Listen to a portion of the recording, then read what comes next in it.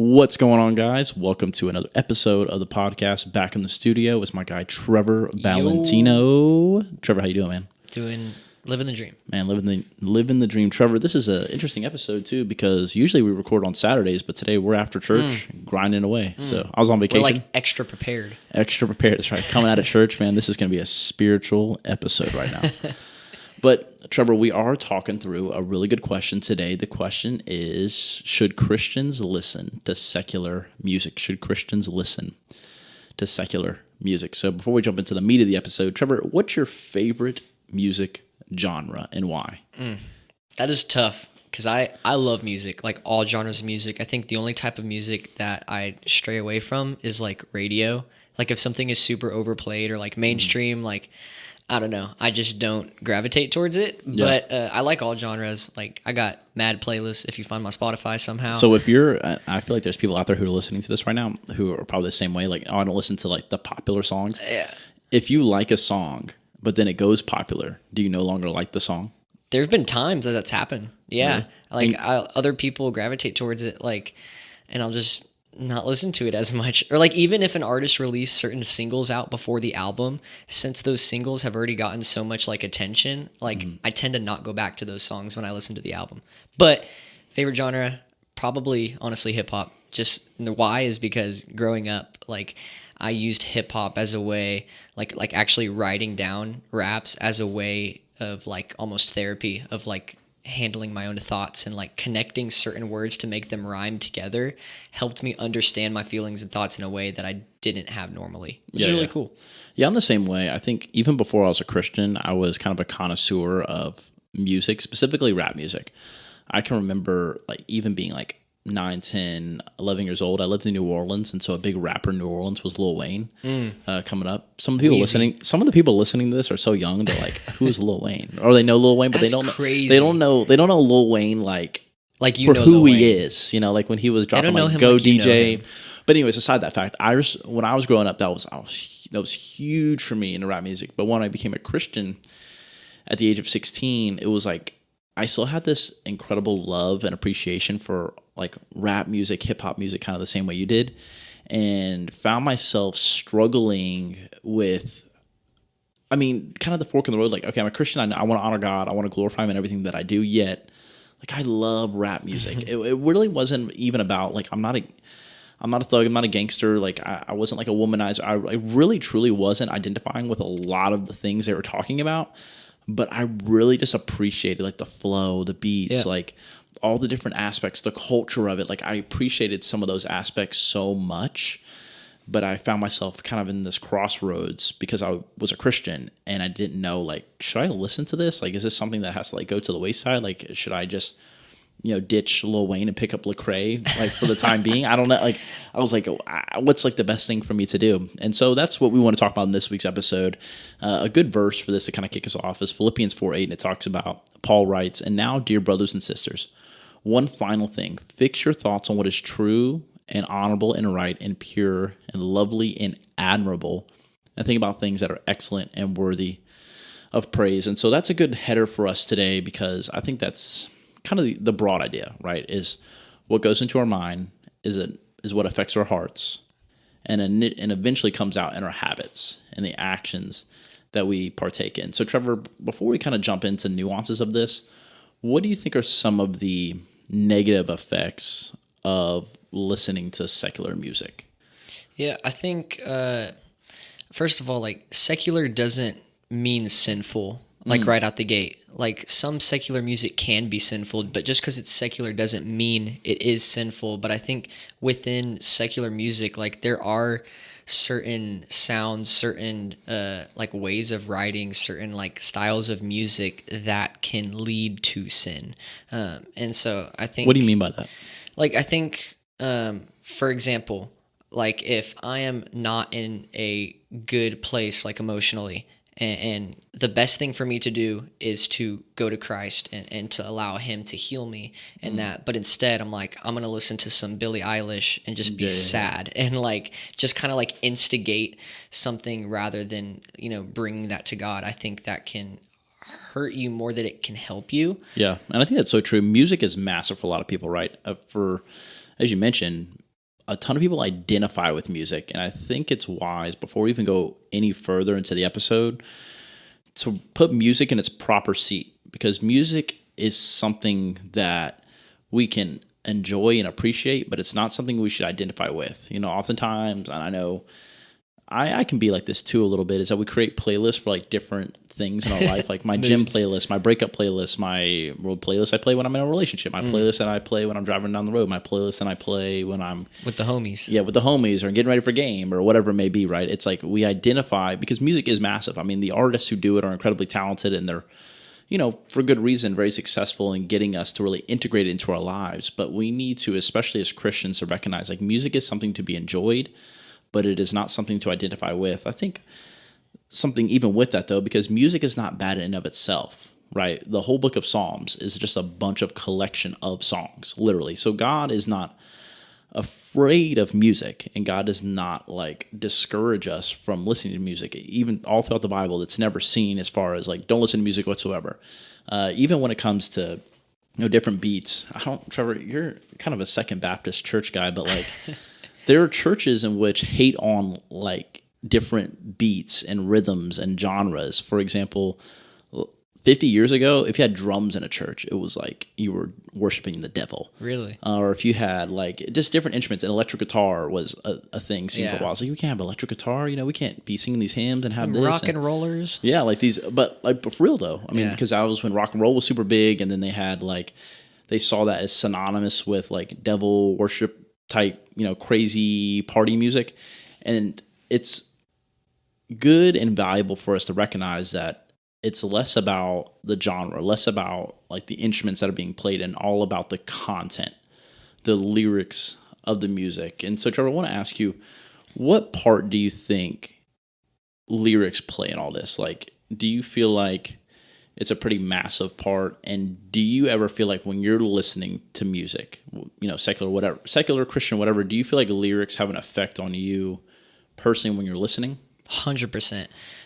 Maybe that's just me personally, but like that's what I gravitate most towards with music is the lyrics. And because when you're listening to a song, like for some people, that's not what you use music for. Like music might just be something you like having on in the background and stuff. But like for me, it's something that I've used to like contemplate and kind of assess certain thoughts, and like you get a glimpse into the perspective of somebody else and what they think about something and their perspective. And if you're not careful, if that's something you're constantly listening to, your thoughts can be aligned with them without even realizing it, because it's something that you're just constantly hearing. It's like in your headphones, it's right here all the time. And if you're not careful, you might just, align your thoughts with that without actually lining that up to scripture first. Yeah. And I would agree 100%. And, when it comes to lyrics, when it comes to content, things like that, obviously that's kind of the meat of it. But I want to ask you too, what even makes a song Christian? We talk about that. Like Christian is a genre nowadays, but we want to look at it from a broader scope. So what do you think even makes a song Christian? What do you think even defines that?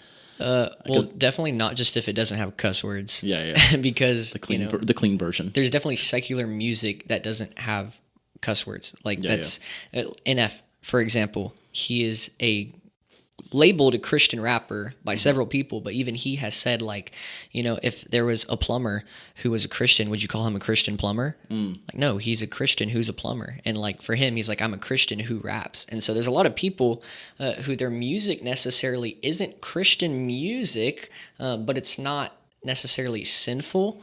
So I think, what makes music Christian, I think if it's like exclusively attributing honor to God within the song. Yeah. And I think with this too, because even in our own genre, we're not safe. Because a lot of people dog on other Christian bands, whether it's Hillsong, Maverick City, like Bethel, all, different camps firing at different people. And I try not to, get too worried about and wrapped up on all that stuff. But like, it's true is that even certain songs in our own Christian genre, like the Christian music genre, some say aren't theologically accurate, don't listen to them, they're heretical, they'll lead you astray and all this stuff.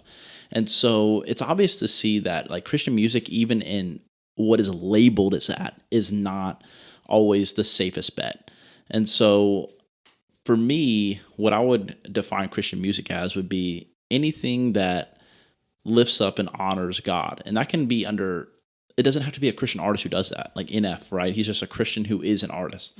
Where there are more explicit artists who, like a Lecrae, who's like, I'm a Christian artist. I rap, my rap is Christian rap. But there are plenty of secular artists who either are Christian or maybe just have an affinity for God that make where the outcome, the product of music that they're creating is a pretty solid song in and of itself. But Trevor, I kind of want to answer the questions for him here, and because you might be listening to this and thinking, okay, like Nick, I get it.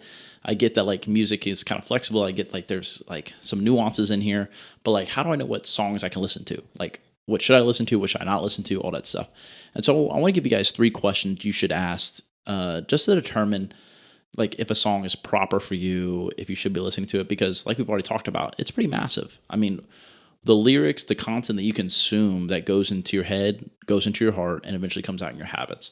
And so listening to the right stuff, filling your mind with the things that are pure and honorable and, an honor to God is very important. So some questions to help you do that is this. Number 1, does the song glorify God? Does the song glorify God? It talks about in Corinthians that we should do everything for the glory of God. And so does the song you're about to listen to, would you hold it up to God and be like, look at this song, God? Like, would you be like, listen to it? Like, let's play it together. Like, would you sit with Jesus in the car and bump it? Like, better. Or would you feel like you have to hide it? Yeah. And practically, would you sit like with your pastor and play it in the car with them? I know I'm guilty of that, right? I listen to music all the time that I'm like, I don't know. Like, I can think back on it right now and think like, I don't know if that's the best. And so this is a good question for me to ask personally. And so don't feel like if the answer is no to this question for you, that you're like alone. Like, I'm the same way. Yeah. And so we all can improve in that area. So number 1, does it glorify God? Does it honor God? Number 2, a little bit more ambiguous here. Does it draw you closer to God? Does it draw you closer to God? There are some things, like some music doesn't even have lyrics in it, like just a beat. Like for me, when I read the Bible, I listen to like lo-fi focus music. Yeah.